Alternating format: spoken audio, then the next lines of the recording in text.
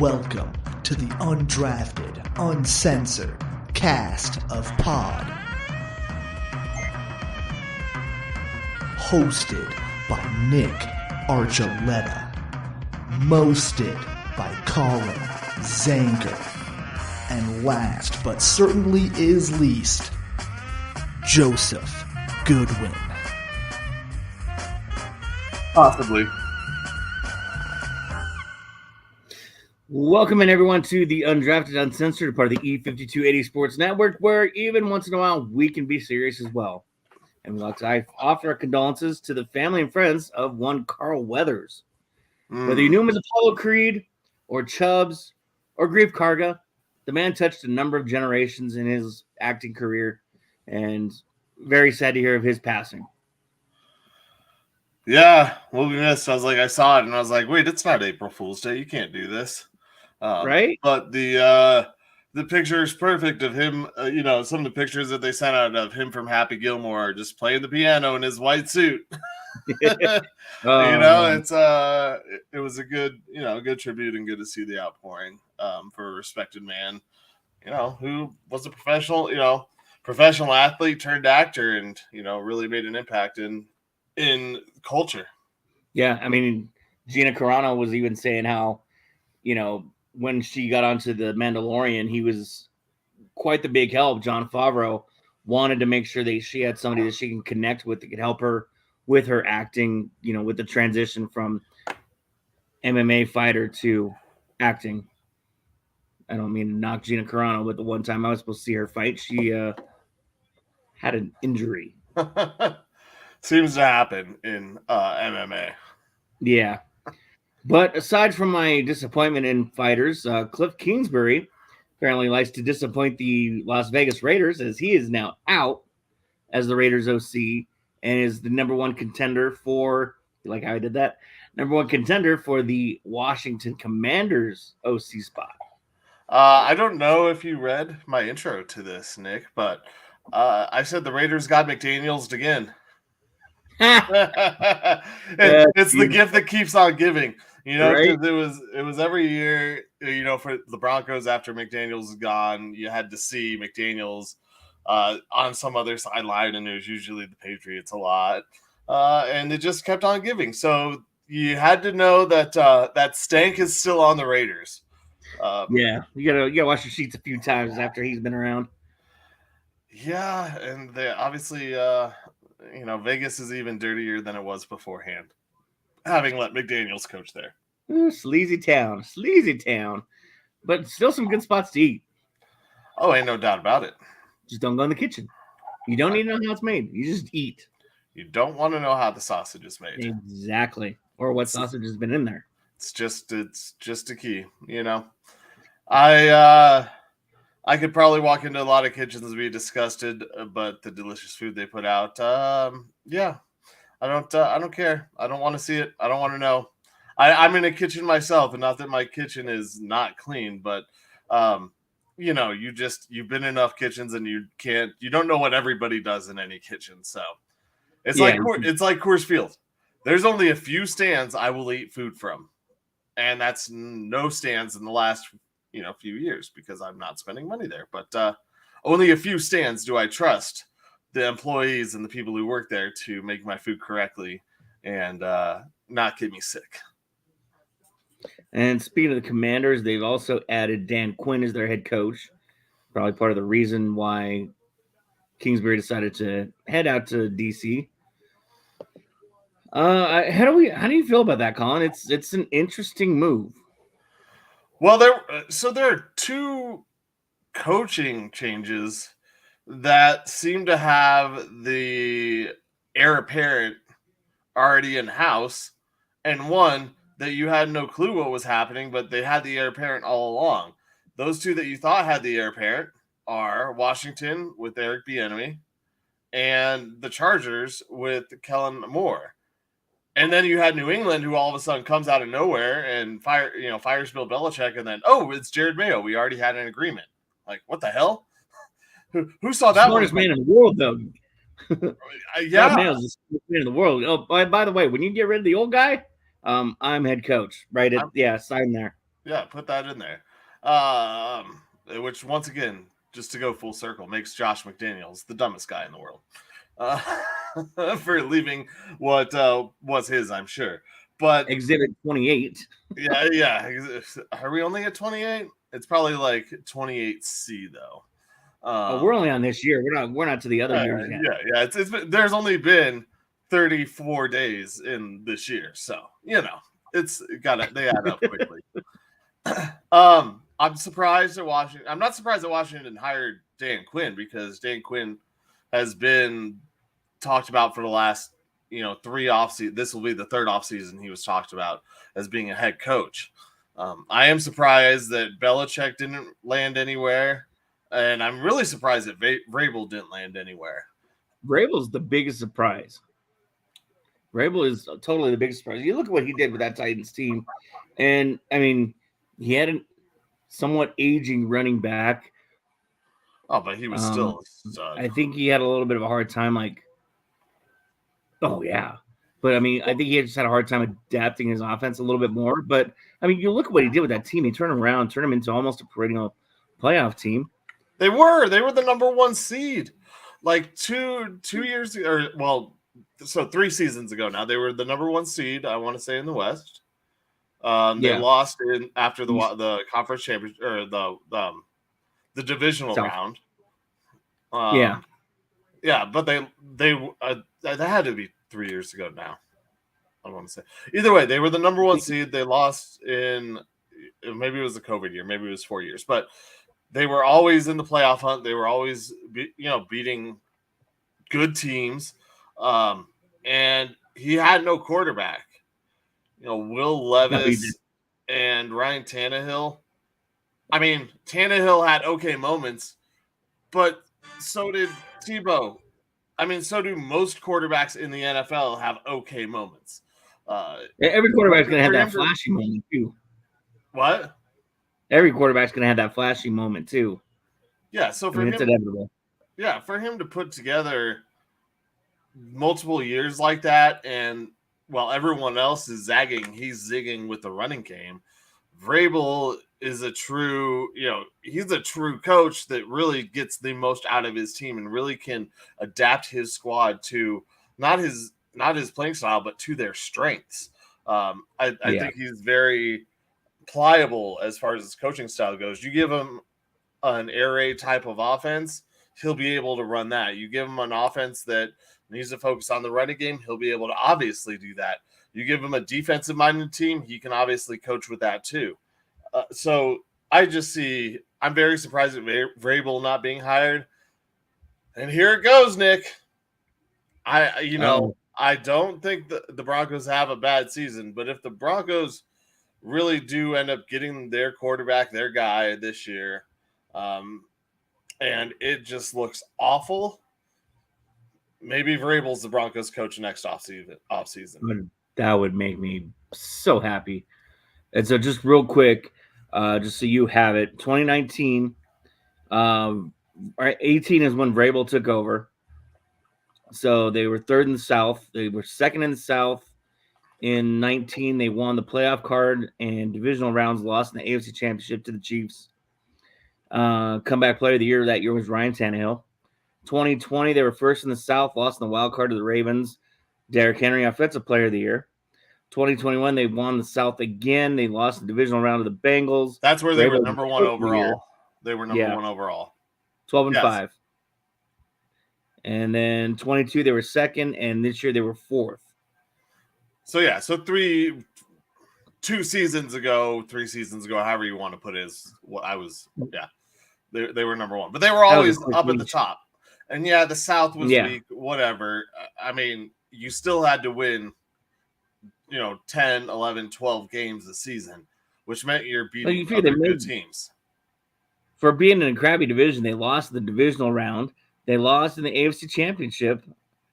I mean, that's still nothing to shake a stick at. Yeah, I mean, when's the last time the Broncos made it to the wild card or divisional round? I mean, or wild card round. Yeah, that's what I'm saying. Made it to it. It hasn't happened. There are lots of teams who don't sniff the playoffs for a while. Detroit took 50 years to get this far. For him to take the Titans, and even in the transition, they had the Vince Young experiment. He went through a lot, and Marcus Mariota. They went through all this and couldn't find any stability. And who would have thought that they would have found stability with a guy like Ryan Tannehill at quarterback? So, like I said, maybe my wishes do come true just 2 years later. And unfortunately, that might mean kind of another reset if this year does look really bad for the Broncos. But, Vrabel will still be out there, and he'll be a hot commodity next season coming out, because I think coaches or organizations now know, because, let's not forget Belichick in this. Although I disregard him as a Broncos head coach. I don't think that's maybe the Walmarts do want to do that. I don't know. Maybe the Walmarts do. They could want to. Do you have two screens there, Nick? What's going on?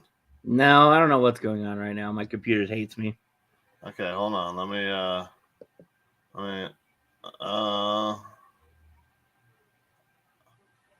no, I just want to kick you. Okay, he's there. There we go. I could have kept your old one up.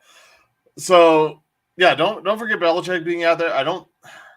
There's a part of me that thinks that the Broncos might go that the Walmarts might go and say, oh, well, Belichick did this in New England. He could bring that here to Denver, which kind of scares me, because oh, man. It's just, I don't like the feeling of that. That just doesn't feel right.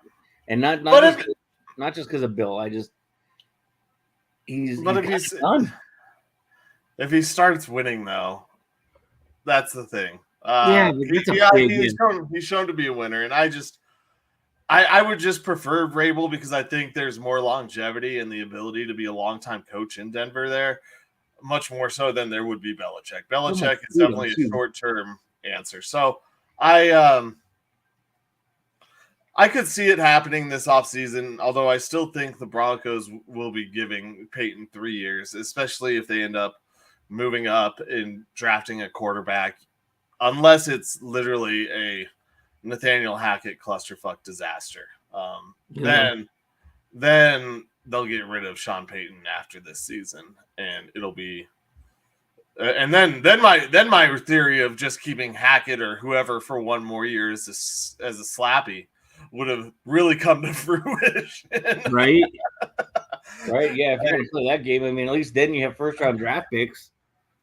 Yeah, you have first round draft picks and higher draft picks, because you didn't manage to squeeze out a few games, luckily. There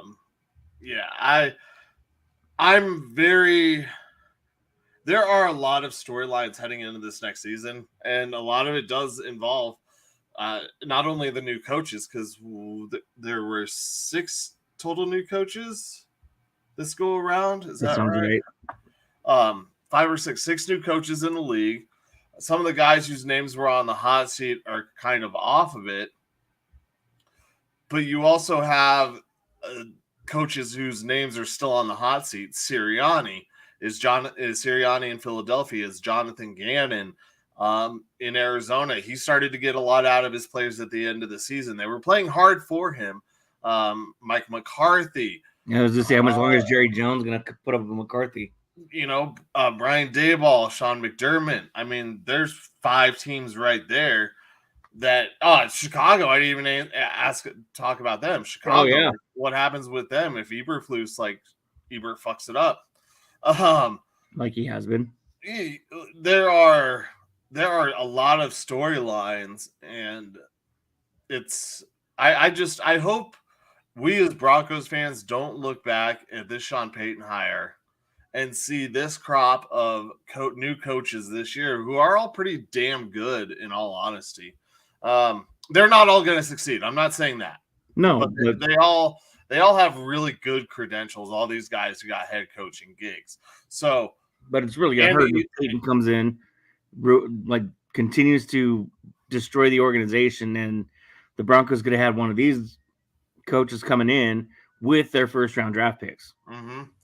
So it's it's going to be a storyline that, hopefully here at, at the Undrafted Uncensored, I'll continue to bring it up and talk about as we go along. Because you know me, I got a steel trap. I never forget my great points because I've never had a bad one. Sorry. But I'll bring it up. So yeah, so for everyone watching, listening, we appreciate you, and just you can look forward to the recurring theme of me saying I was right about the Broncos head coaching system or coaching ideas if the Broncos have a bad year. But if you want to, all you have to say is "God damn it, Colin." Yeah, just damn it, Colin. Why didn't the Broncos just hire you to hire their coach? Because I have no experience.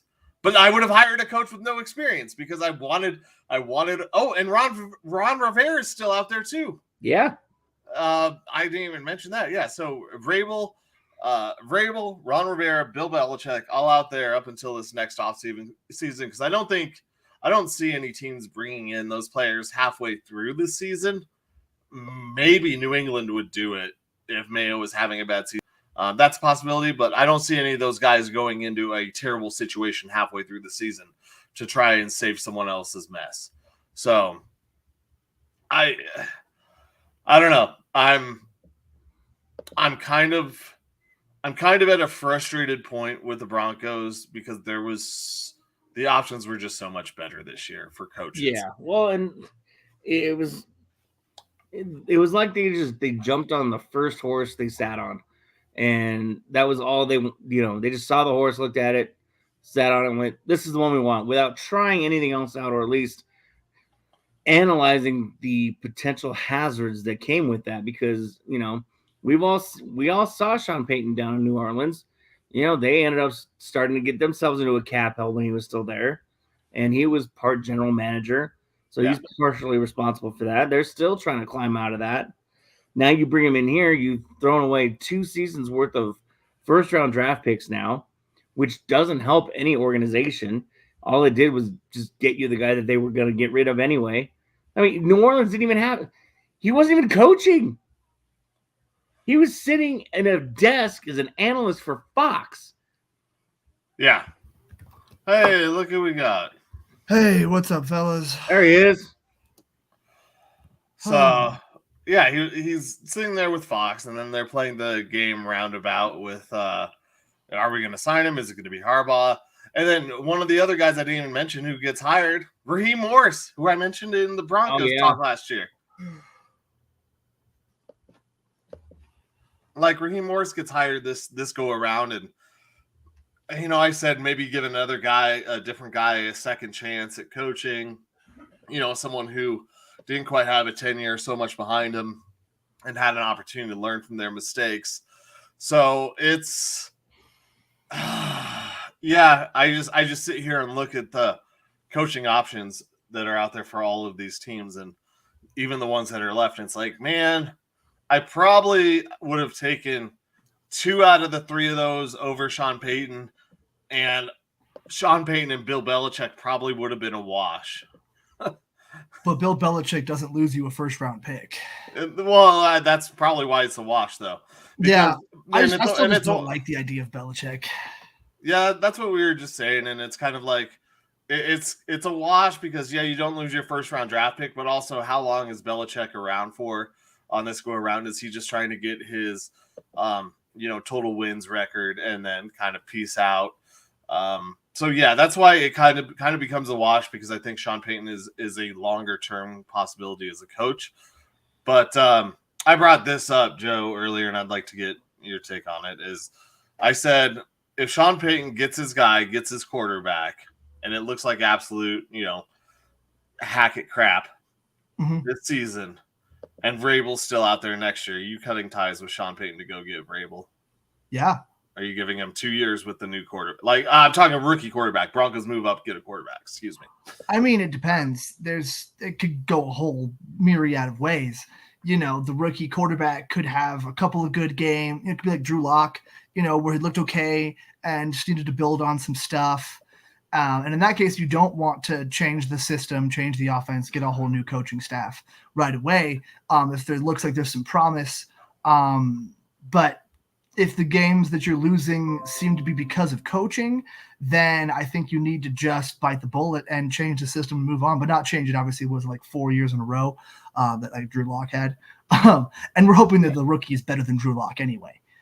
But yeah, I really just it's too determinative of how many games they lose, how they lose those games, how good the quarterback looks.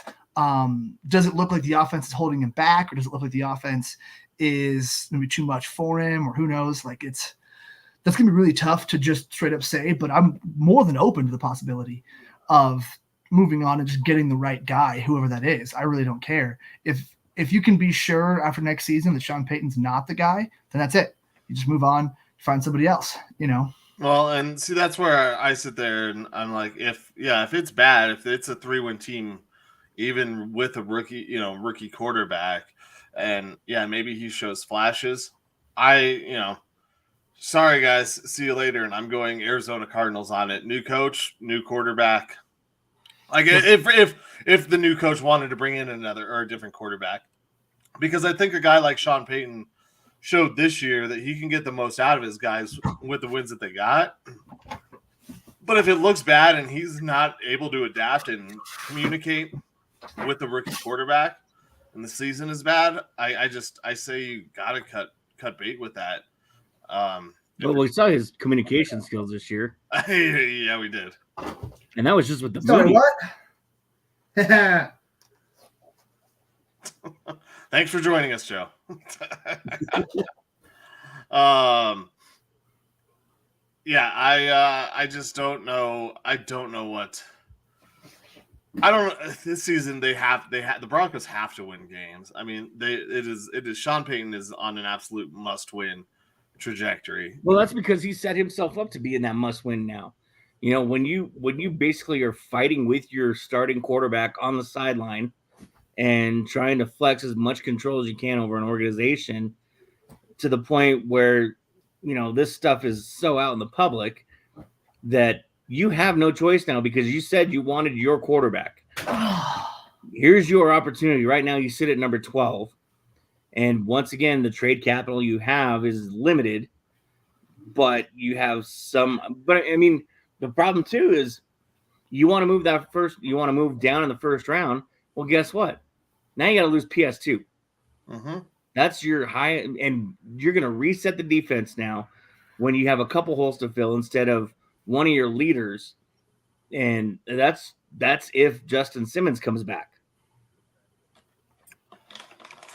Yeah. I mean, Simmons is under contract, right? I thought this was his final year. No, he's got one more year. Oh, yeah. Okay. He's under contract for 1 year. No, this year though. This year is what you're talking about, right? This is his last year.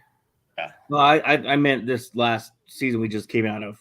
No, I believe his contract. I'm looking. Yeah, I'm pretty sure he's still around for 1 more year. Oh, my bad. I thought he was done. No, you're okay. But yeah, I feel like, I don't like the idea of trading PS2 anyway. That just bothers me. That feels like, 1 step forward, 2 steps back kind of thing. And like at the end of the day, you might have to just do that to get the quarterback that you want. But that just feels like too much. It feels like giving up too much of your team. Then you're pretty much resigned to tanking next year. Which means that Sean Payton is pretty much guaranteed to not lose his job because you traded Pat Surtain, you brought in a rookie who has to learn the system and do all of that. So I feel like if they kind of go that route and gut the roster to bring in a quarterback and hope that it materializes later, I think Sean Payton's got to stay just because he won't have in the organization's eyes, he won't have had a chance to win because he never had a team that was actually capable of doing it. Because first year he didn't fix Russ, which I don't think Russ was ever really fixable. But the team looked decent enough, and then if it just gets, like I said, just gutted, like you can't really fire him or blame him for the team being bad when he had nothing to work with, even though the right move might be to just let him go and bring in a younger offensive-minded guy or something like that. Depends on who's available next year too, I always liked Brian Daboll, but if he's, fucking shit up with the Giants again and gets himself fired and makes a bunch of mistakes, maybe I don't want that guy. Maybe I want a coordinator. I don't know. I know I don't want a defensive coach again because I don't want to lose our offensive coordinator to somebody else. I guess unless you bring in Eric Bieniemy, because for whatever reason, no one's going to fucking hire that guy as a head coach. So just make him your OC. Well, there's quarterbacks too that have proven that you don't need to be a first rounder to be successful too. I mean, there are obviously a greater number of guys that were unsuccessful, but yeah. Well, there's few and far between. If you can find a quarterback, no matter what, that can fit your offense, and you can find them in the third round, yeah. Then I mean, fix your offensive line, get yourself a good lineman, and pick your guy up in the third round. What's up, Hendon Hooker last year? There you go. Yeah, Justin Simmons is an unrestricted free agent after this season. Oh, okay. Yeah, this is his last year. All right, my bad. I thought he was done. I don't know why. I was thinking it was him and Jewel and someone else. No, but it's the things for the Broncos this offseason and what is upcoming. I mean, we could see another big sweeping set of changes for the team this offseason if it goes bad. And I think even if it goes bad as a rookie quarterback, I mean, if he Josh Rosen's it, and it's like, what the hell were you doing? Like, then yeah, because I think, I know Arizona isn't the model franchise to follow, but I think they did a really good thing in cutting bait with their mistakes, recognizing that they made a mistake and not holding on too long.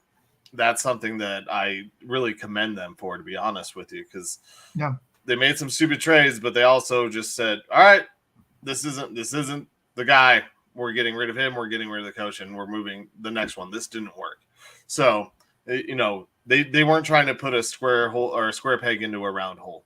So I think the Broncos, it feels like now they're trying to fit whatever guys they are. I mean, in whatever guys they are, to be fair, into Sean Payton's system.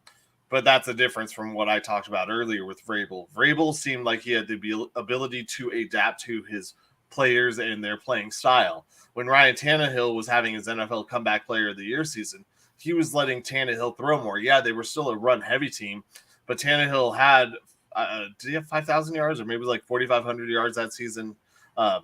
He threw for a lot of yards. I know that. And he wasn't the starter that year early on, so I don't think he got a ton of yards because Mariota was the starter to begin that season. Remember the Broncos, the 2016 defense, the remnants, they got Mariota benched, and they brought in Tannehill, and that was the game that they lost with the Benny Fowler drop touchdown pass. Was that his Comeback Player of the Year season?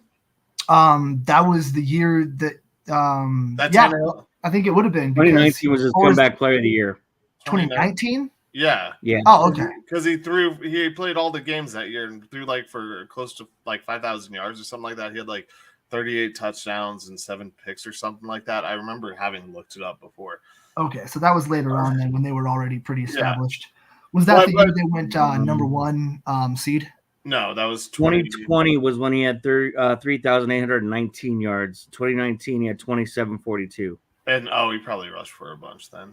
Rushing he had 266. Yeah, he was never a big rusher. He did okay, but and 185 in his 19 year. Yeah. Okay. But yeah, no, 2020 was the year. But he showed Vrabel, like I said, showed the ability more so to adapt to his guys and his players and their style. And it still felt, I went over the stats earlier this year with Russ and Sean Payton. I mean, the average depth of target, a lot of those stats are near the same as what he had in New Orleans with Drew Brees. So Sean Payton isn't as much adapting his offense to his players to best suit them. He's trying to make sure that they fit his style, which, I mean, it can be successful. Don't get me wrong. I mean, I'm not saying that he can't do well with it, but a guy like Vrabel, I feel like is a much better coach because he'll get the players in the right spots and put them in this space to succeed. So. Yeah, I can see that. Sean Payton's more of an X's and O's guy, and Vrabel's more of a, vibes kind of guy where he just keeps people, where they need to be, because he doesn't really. Does he call plays on defense? I know that he's a defensive player, but I know that he's big on like the special teams and stuff. So it also does kind of depend on who his OC is. And for a while, Arthur Smith was doing a really good job just running the ball all day and kind of running play actions for Tannehill. So I think it would have been interesting to see who the OC would have been, because Arthur Smith is in Pittsburgh now. So it'd be interesting to see who he brings in as an offensive coordinator to really kind of see what kind of offense, would be able to be ran. Because I don't know if he has had enough offensive coaching experience to be like, this is the Mike Vrabel system, like Sean Payton does. But Sean Payton was always an offensive guy forever. Like if you can tell me, obviously I've already said it, but Vrabel and Eric Bieniemy, I'm fucking here for that. That sounds amazing. I'll take that in a heartbeat, But I don't know. At this point, I almost just, if we're going to go rookie quarterback, I kind of want a coach who can help coach that quarterback on the offensive side to an extent. And it's not going to have to be, changing coordinators like with Fangio and with Vance Joseph, where they're not really designing and running the offense. But if you can give me a guy or like a Ben Johnson, obviously he's going to get a head coaching job pretty soon. But the fact that he was so young, he's been in Detroit for a while, and they might be able to get, next year could be their Super Bowl year if they're good enough. And that's another name, that I skipped over earlier, was Ben Johnson. Yeah. And also skipped over there was one other OC who took his name off the list. Or maybe it was the defensive coordinator for the Texans. One other guy who said, nope, I'm not taking interviews. The Lions OC. Yeah, Ben Johnson. No, but the guy from the Texans did also. Oh, did he? There were two coordinators. Okay. Both of those up and coming teams. Both of their coordinators decide Houston OC stays. Both of those guys decided to stay on their team. Cool. I believe you. I knew the Ben Johnson one. I didn't know anybody else. Jared Johnson. Okay. I guess it's staying. Bobby Slowick.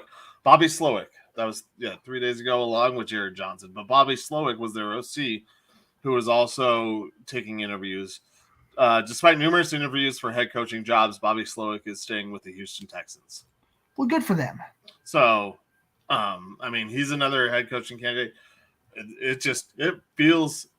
It really feels like, I said, now that all these vacancies are filled in the NFL, that the Broncos just chose the wrong time to get a new coach. Yeah. Because there's so much more quality this year, and I think that's what we were complaining about a year ago at this time, was that the choices were Harbaugh or Peyton.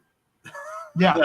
That's really what it came down to. Or random young unknown guy. Like they would have had to offer Ben Johnson the job last year, for this year, or like a guy like that who probably wasn't quite ready yet, but you hope that he grows into the job and that you don't stunt his growth by giving him the job.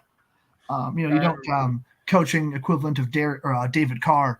And unfortunately, that all goes, back to my point that even if you did hire one of those coaches and they sucked this whole year and you let them go, look at the options that you had this year. Yeah. It's just sad to see, none of us really wanted to trade picks. I think, you just needed to go for an unknown guy that you could justifiably fire last year. But, Joe's come full circle also. What do you mean? Yes. Colin, I've always agreed with that. The only thing that we ever didn't agree on, that we'll say for the 100th fucking time, because you don't seem to hear it, the only thing that we ever disagreed on was actually keeping Hackett. That was the only guy. Like, the idea was never a bad idea. We've said this so many times. You guys said that you can't bring in an unknown guy. No, we never said that. No, you always try to say that we said all this shit that we never said. We did not say you can't bring in an unknown guy and fire him next year. All we said was you can't bring back Hackett. That was always the thing. We were always even saying that, like, fuck it, keep Jerry Rosberg, because it wasn't going to be bad. I mean, it wasn't going to be bad, but it wasn't going to be that bad, and it was a good story, and it was fun. Like, that was always what we said. You were just so on about Hackett, and you kept going on and on about how it was good. He was like an evil. He was like your arch nemesis. I don't know why you like just wanted to kill the man. Wait, me? Like, no, Joe or Colin. Every week it was just like I was waiting for like the FBI to show up and like serve a search warrant ready to kill him. Dude, tone it down a little bit, man. No, we never disagreed with you on the concept. I was like Brian Flores is still out there. They were all those ones, but it's just Eric Bieniemy, like I say, fucking, or just pick a random coordinator from a good team. Who's the Bengals OC? I don't know, take him. It's worked so far. He beat the Chiefs. Yeah, some teams keep hiring these random unknown guys. So did Sean Payton. But yeah, they had to trade and that was the biggest issue, was trading the pick for Payton was the one thing that at least I never wanted to do. And I didn't trust Jim Harbaugh. I didn't trust Jim Harbaugh. I never trusted Harbaugh. Yeah, I was like, fuck, I guess we just got to go for an up-and-comer guy, and they didn't go for that. And I was like, you know what? I liked, Jerry Rosburg. That seemed kind of fun. But, it would have been – honestly, keeping Jerry Rosburg might have kept Edger Evero. But not necessarily, because he was such a big Hackett guy that he might not have wanted to stay. Or hire Evero as the head coach, and then if he's bad, whatever, doesn't work out, But at least then you've had a little bit of a more consistent system, and you can find, you can use 2 years worth of first round picks and feel like you can do something with it. Yeah, could have done something, but it's how it goes. But yeah, no, we were never against the idea. It was just keeping Hackett was the worst part. There's no way that's going to go over well. No. That was going to end up in a coup. Yeah, that just would have been the worst thing. You'd have players leaving. You wouldn't have your, talented core anymore. You wouldn't have had the emergence of Lil Jordan Humphrey. I'm kidding. That's not worth Sean Payton. But yeah, that's kind of where the Broncos are at right now with, looking at next year. Is like, do we even want to keep Sean Payton? It might not even be, and Sean Payton might decide after next year, like, fuck, this is a lot harder than I thought, and we still can't get a quarterback. And, ever since Drew Brees, he's never really been able to get a quarterback that was, above backup level. Jameis Winston used to be that, but in New Orleans didn't really play great. And Andy Dalton was old and already a backup pretty much. And Taysom Hill is a, gadget player that can throw, but it wouldn't be the first time a coach gave up on a team in Denver. Thank you, Jim Leland. Yeah, there you go. Not bitter. Not at all. Of course not. All right. We'll go ahead and move on here. NBA All-Star Game is coming up next week. And the Nuggets have a total of 1. Yeah, speaking of consistency. Yeah. And also, even better, no reps at the Rising Stars Challenge.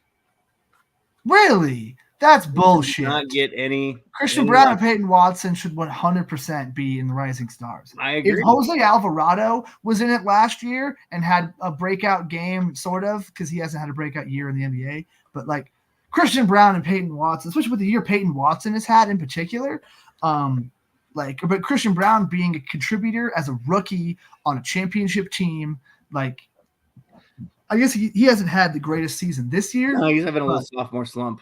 But come on, like, yeah. There was a stat out there the other day. I want to say this was 2 games ago, or maybe it was just before their last game yesterday, that Jokic has played 420 games, including the playoffs, and he's done won a championship, and the whole time he's never had anyone else be an all-star next to him.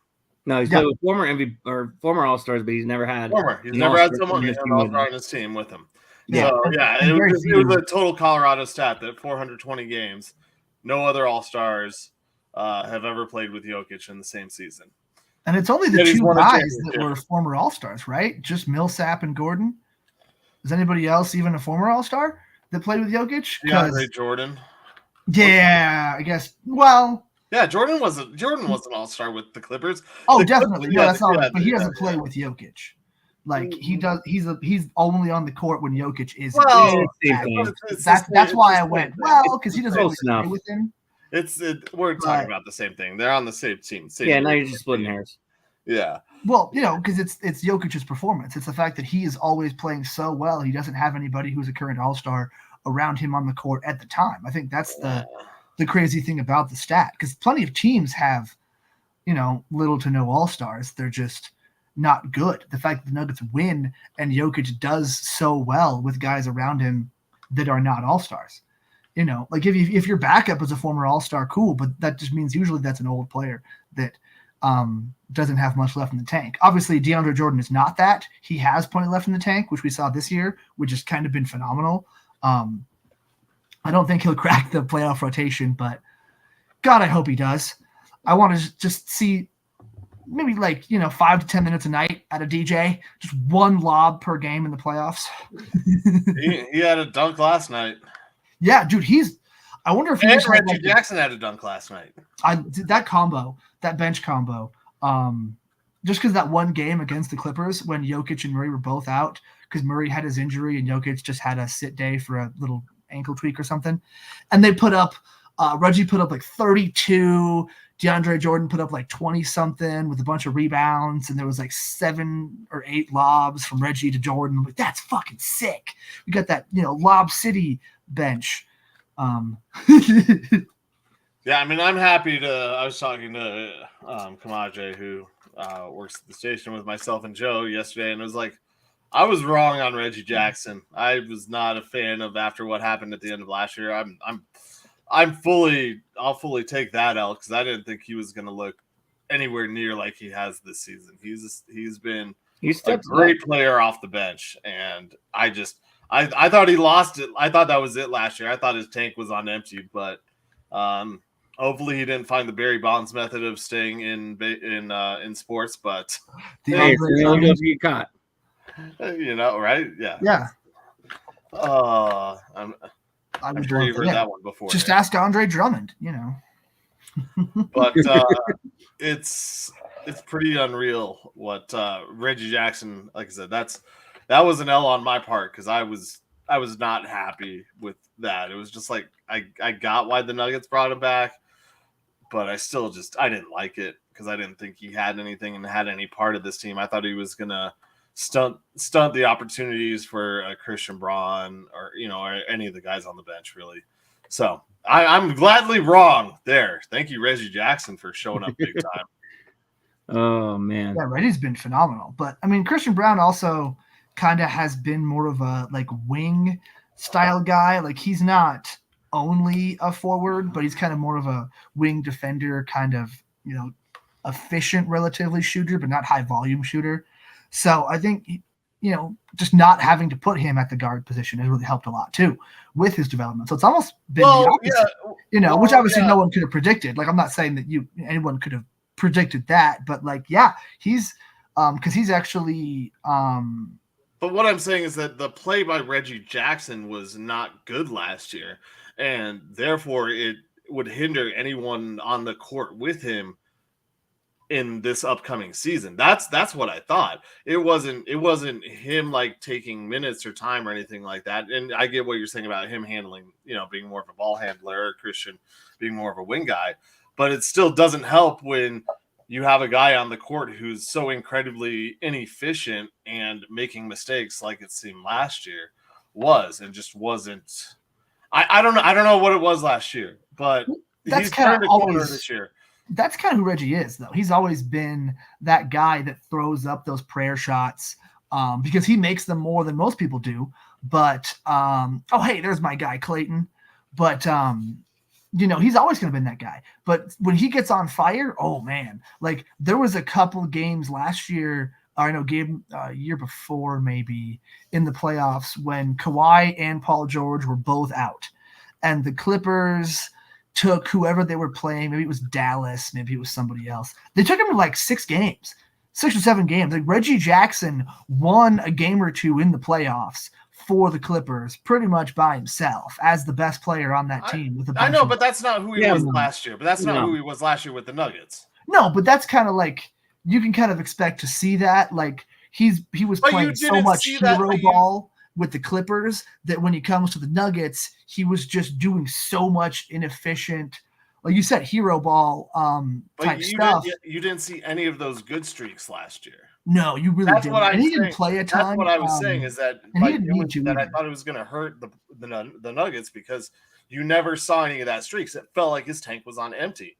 Yes, you knew he could do those things. Yes, there was that possibility. But last year, everything he showed throughout the season didn't show anything to say, hey, this is a guy that you can count on next year. And the Nuggets brought him back. And I'm glad they did now. Yeah. But at first I was disagreeing with it because, like I said, there was a whole half a season where none of that showed in any of the games for the Nuggets. I mean, maybe there might have been one game, but I don't remember it, where Reggie Jackson just showed out. So one game isn't enough in a half a season or after the trade deadline to show out. But like I said, he's proven me wrong. It's just that I thought that to start, like, it was a bad idea for the Nuggets and that he was going to be a middle season trade, like get some young guy. He's going to just be thrown in as a piece, but I don't know. I was like, speaking of young guys. Yeah, that's what I did think with the trade, giving him like $5-6 million a year, was that was going to be a trade piece. I thought that they were going to try to get Jeff Green back. I figured you paid Reggie roughly that much. You go to the Rockets, who were going to probably be a selling team. Jeff Green made about that same amount. I thought that was going to be the route. But because Peyton Watson's played so well, you don't need to replace that kind of bigger forward kind of position. And like you said, with Reggie Jackson playing so well, you don't want to lose that piece either. So it's kind of been perfect. Like, I didn't expect him to have this big of a role either. Like, I didn't think he was going to be the sixth man and kind of be a diet Bruce Brown. Like, obviously he wasn't as good as Bruce Brown, but like he's playing that role effectively, and it's awesome. But yeah, I expected him to be a trade piece this year too, and just someone to kind of rework that bench and kind of get as close as you can to that, Bruce, Christian, Jeff, 3-man bench rotation with, there was Crayola rotation. 5 minutes total. Yeah, the Crayola. In the playoffs of DeAndre Jordan for Jokic to just sit for a minute in that half or whatever. But the main bench rotation was those 3 guys. And it's really nice to see that they've sort of replaced Bruce Brown with a guy who's good enough, but not as good as Bruce, obviously, because that's one of the best 6 men you're going to see outside of this side of Manu Ginobili. Well, I mean, there's some time for the Nuggets to make some moves still. All-Star game's just coming up this weekend, so we'll enjoy watching Joker do what Joker does. Probably be the last man picked again, but it is what it is. Speaking of All-Star games, the Avs are doing what the Avs do, and that's show off their skills. McKinnon wins the one-time challenge. Georgie wins the top goalie, and Makar wins the hardest shot. Plus, he made it to the final round, and he didn't fall down this year. He didn't. Elias Patterson fell down in his skills competition. I was so close. I put Makar to win the skills competition. If he had beaten McDavid in the final obstacle course, he would have won it. It came down to Makar and McDavid. It was like half seconds, or it was like tenths. It was only a few seconds, or not a few seconds. It was like tenths. Yeah. They were both close to each other. I'll pull it up because I looked it up. I mean, it's just great to see those guys do what they do. Georgie getting some love too, winning top goalie, stopping some of the shots that he did. I saw some highlights because I didn't get a chance to watch it, but I mean, I think we sometimes forget how good Georgie really is because of the lack of defense that the Avalanche have. Yeah, well, and that's the old thing. I mean, Georgie is good, but when you're giving those opportunities to the other team so often, it's hard to stop these NHL players when they have so. I mean, these guys are good, and so when you're leaving them alone and giving them great opportunities, it was a 3.4, just about 3 seconds, really difference. Oh, okay, just under 3 seconds. Okay, and just for Colin's sake, Nathan McKinnon went out there and he picked his squad. He picked some teammates. He picked Kel McCarr. He picked Georgie. And he picked one of his friends. I was gonna say, what was his friend first was that, pick? Colin? What was his very, very first pick? Who was it, Colin? I missed that part, I think. Was it Ovechkin? Sidney the Kid Crosby, baby. Number 1 pick for Team McKinnon. Overall. Oh, My name baby. is Sid. Number 1 pick by Team McKinnon. I told you they want to play together. They just did, so we're happy now. They had one game. They couldn't win the shootout. We're not happy until the Avs get a Stanley Cup, and they couldn't win the shootout. Crosby is going to increase their chances of getting a Stanley Cup. I don't know about that. Let them play a half a season together. They got eliminated the first round after they lost in the shootout, so they've been enjoying Toronto, probably finding that strip club that said all NHL players get a free lap dance. Oh, what? Yeah, I'll find that picture again. I thought I sent it to you guys. There was a strip club that said all NHL players, all NHL All-Stars get a free lap dance. That's the most Canadian thing I've ever heard. Right? I love it. We're sorry about our sign, but we just want NHL players to come in, eh? We got Poutine and Pootie. The funny thing is in that shootout, Sidney and McKinnon both were the shooters for the Avs. The Avs. For Team McKinnon, and they both got blocked. Yeah. McDavid and Pasternak scored the goals. But Georgie blocked Draisaitl, though. Yeah. Yeah, fuck that guy. Right now it's Team Matthews and Team McDavid. They're tied at 3 in the first with just under a minute to go. So that's going to go to the second period, and I'm sure you could probably pull 2 more goals out of this one. Yeah. Oh, there ain't no doubt about it. All right. Well, yep. Colin, proceed. This is the victory formation. All right, boys, here we go. Best play in football. 6 right tight diamond victory on 1. Break. Okay, 3, 2, 1, it's jam. The Pick'em segment, proving that Colin Zanker is the most humble man in the history of time. Least. Featuring Nick Archuleta, wishing he was somewhere else. And Joe Goodwin, just kind of winging it. Here we are in the victory formation, the best place to be on a Saturday afternoon. It's going to be a much better place to be than me driving to the station in a few moments. For DU Hockey, I expect a lot of goals tonight, DU Hockey fans, and DU. It was a fun game last night, 40 shots apiece from both teams. But we're going to head to the college hardwood, and in the classic matchup for the first game in the victory formation this weekend, we have Duke versus North Carolina. North Carolina ruined Mike Krzyzewski's going out party last year. These guys, longtime rivals. Duke, the underdogs at plus 164, and North Carolina, the favorite at minus 198. Nick, who you got? Give me the Blue Devils. Of course you would pick the Blue Devils, Nick.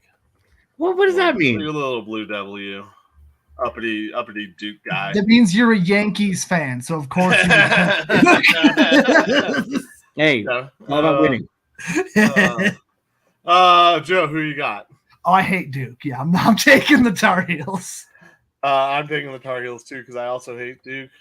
I had a manager at a job I worked at who was just a giant asshole, and he was a huge Duke fan. Like to the point to where he would argue that Michael Jordan is overrated just because he went to UNC. And then he would talk about what a piece of shit he is for selling his shoes for so much. And like, dude, it was hilarious how much this guy, like, I remember his wife used to tell me that she would check the scores to see if he was going to be pissed off that night or not, because it would affect his night so much. Not in like an abusive kind of way, just in like a, is he going to be all pissy and moany kind of way.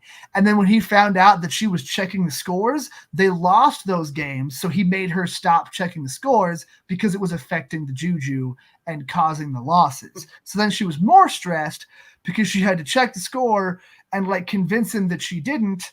And like, yeah, I don't like Duke. Okay. Well, speaking of giant assholes, the Bucks visit the Utah Jazz and their new head, the Bucks with their new head coach. The Jazz, Mr. Doc Rivers. That was the giant asshole I was referring to. Speaking of giant assholes, Doc Rivers. There's no line on this. This is the Sunday night game. So, Nick or Joe, who you got? This is a tough one because it's just a random regular season game. So you could always see like Giannis and Dame just go off, have themselves a game. But I feel like something about, they're going to want to prove something so like Doc Rivers wouldn't have to do too much. I know he's tweaked with the roster a little bit. And Utah's on a fucking tear right now. Like they are kicking ass. I don't know who they played most recently. I also don't even know. I'm pretty sure Milwaukee's won a game with Doc Rivers, right? They have, yeah. They're not looking for their first. Yeah, they lost in Portland the other night in Dame's return. Yeah, that was funny. That's why I feel, and he really kind of fucked that game up for them. So that's why I feel like they're gonna adjust, and it might just be one of those games. I almost want to just put it on Giannis and Dame and be like, Milwaukee's going to do it, because I feel like no matter where I pick, it's going to be the opposite. I think I'll just go with I don't know, man. I like Utah. Let's just go with Utah. Joe's going with the Utahards. I am sticking with the Milwaukee Bucks. I like their matchup, and you're right. The Jazz have been on fire recently, but the Bucks are too good right now. Nick, who you got? Who's home? Jazz. Jazz are on a 3-game losing streak right now. T-Wolves are coming in after losing one. Jazz are going to right the ship. I'm going to go Utah. There you go. 2 Utahards and a Duke fan. We move on to the NHL. The night game for the first set of 2 games. We're not choosing the Avs versus the Rangers, although watch out, Avs. I think you're going to lose that first game out in New York. But I will say the Islanders at 20-17-12 with 52 points take on the Maple Leafs at 25-14-8 with 58 points. In Toronto, I am going with the Leafs because it's not the postseason, so they don't start losing yet. Nick, who you got? Isles are still trying to adjust to Patrick Waugh. I'm going Toronto. Save by Waugh. I'm taking the Islanders. Let's go. Joe takes the Islanders. And that will wrap it up for the victory formation as I get ready to head into the station and get the dog out and into this fun weather. Fun. Dang, I told you I can get it done. Look at that. Just under an hour. Thanks to Michael Spillane and everybody over at e5280sports.com for having us on their show and having our show on their network. There we go. Make sure you check out the website for other great shows, The Wheelhouse, Between the Lines, and Gridiron Intel. Also, thank you to our newest sponsor, Bike Speak Sports Cards. Make sure you guys check them out as well. For Colin Zanker and Joe Goodwin, this has been the Undrafted Uncensored. See you guys next week. And as always, bet safely. Good night, everybody. Drive safe. Go Pios! Bet unsafely with low amounts, because if you hit, it's awesome. And